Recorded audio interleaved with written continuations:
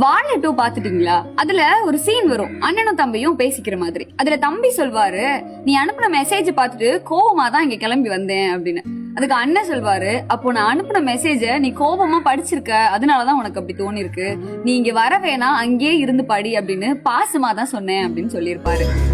உன்னோட அந்த இளவெடுத்த மெசேஜ் பார்த்தா நான் இங்க கோவத்துல கிளம்பி வந்தனே. என்ன மெசேஜ் பத்தி சொல்ற? நீ தானே அனுப்புன, நீங்க ஒண்ணும் வர வேணா, நீ அங்கே இருந்து படிச்சா போதும், இங்க வந்து என்ன பண்ண போறேன்னு.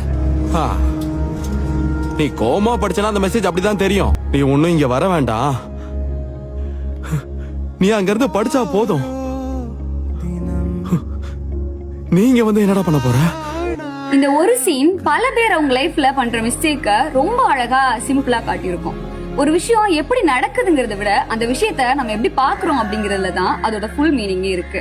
நம்ம மனசுல கோபம் இருந்தா அன்பு கூட வெறுப்பாதான் இருக்கும். நம்ம மனசுல தெளிவு இருந்தா கஷ்டமான வார்த்தைகள் கூட அக்கறையா தான் தோணும். அதே மாதிரி நம்ம தப்பான கண்ணோட்டத்துல ஒரு விஷயத்த பார்த்தா அது தப்பா தான் தோணும். அதனால நிறைய விஷயங்களை நல்ல பெர்ஸ்பெக்டிவ்ல பார்க்க ஸ்டார்ட் பண்ணலாமே. ஏன்னா இங்க நடக்கிற நிறைய மிஸ்டேக்ஸ் அண்ட் ப்ராப்ளம்க்கு ரீசன் அது நடக்கிற விதம் இல்ல, அத நம்ம பாக்குற விதம்.